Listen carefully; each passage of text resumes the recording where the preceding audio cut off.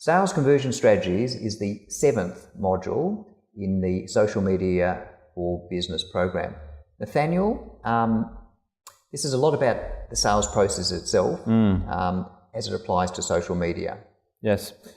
Yeah, I mean, in the last module, we talked about the 4th step, which was bringing the conversation offline. And I find it's where most businesses fall down. And they very quickly say, well, LinkedIn doesn't work for me. You know, we haven't got a sale out of it. There's no results. But unless you actually do the job of converting what the interest that is generated on LinkedIn into an offline discussion, it isn't going to work. At the end of the day, it's just a lead generation tool. So to give you an example, if you send someone a message and say, look, I'm interested in chatting to you about this, and they wrote back and say, well, if you're a mortgage broker, for example, what's the best rate you can get? And the wrong thing to do is to reply and say, well, it's 2.5%.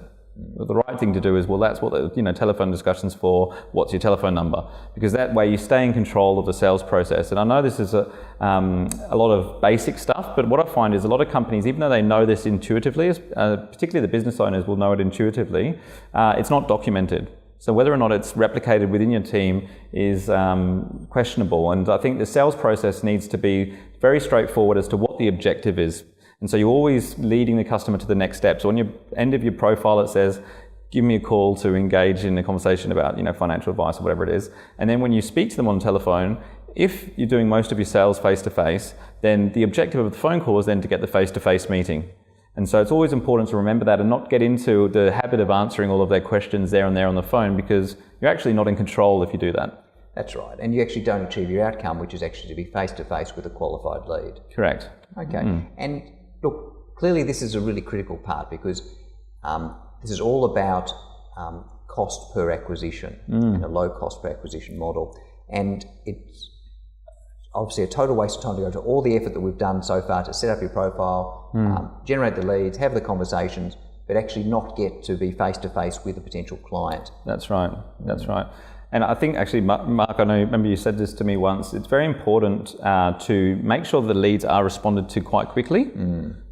If the longer you wait, the less likely they are to engage in conversations. And sure, we can all pick up the phone and sell to an old lead if we're good at sales. But what I find is most people find it more challenging when it's not fresh in their mind. So to give you a perfect example of how a lead would be generated, if we found them on LinkedIn, we sent them a connection request, 5 minutes later they accepted it, 5 minutes later we sent a message, 5 minutes later they gave us a phone number, and 5 minutes later we picked up the phone, that's a very hot lead. And the chances of them coming into a meeting is very, very high. Oh, look, I like that. So look, there's no doubt a sense of immediacy is important. If they're on there that minute and an email's generated or we get some sort of alert, then to pick up the phone when we've got that phone number is immediately shows responsiveness and shows that we're keen and that we're engaged and the like. So I suppose what I'm hearing is that for every conversation, every interaction, there's a purpose, there's an objective, a goal. Okay? Correct, so that's right. Initially you're trying to get the phone number and get permission to have a phone conversation. When you have the phone conversation, your objective is to qualify them, right? To make sure they're worthwhile having a face-to-face, but ultimately to actually have a meeting with qualified leads. And when you're there in front of them face-to-face, then the objective is to obviously further qualify them and do what we normally do in the sales environment, which is actually meet the client's needs. That's right. And you said a very important part there about qualifying them as well, because going back to what we were saying in the last module about some of the people that we contact may or may not be, perfect for what we do. It's important that you have those qualifying questions so you don't waste your time having meetings with somebody at the end of the day that's not ready to do business.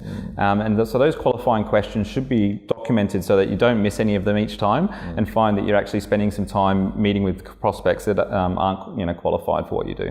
Okay, so here's a hard question, numbers.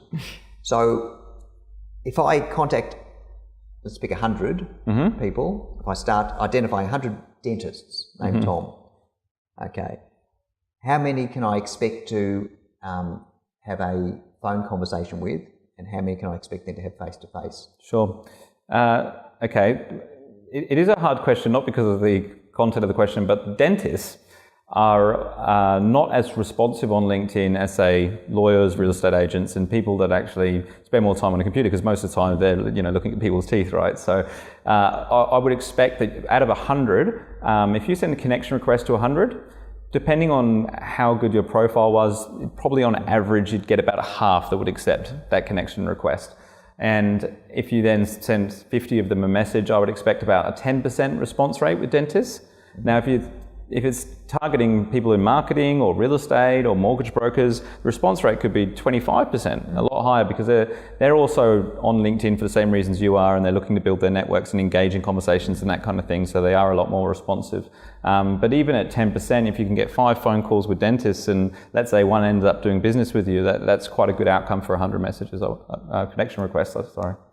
Terrific. Well, look, I think setting those benchmarks, because they're targets ultimately, and then refining them because based on your target market and the feedback, then once you've actually established those parameters, you can then replicate that through the organisation. Exactly, yeah. Oh, good. Thank you, Nathaniel. No worries.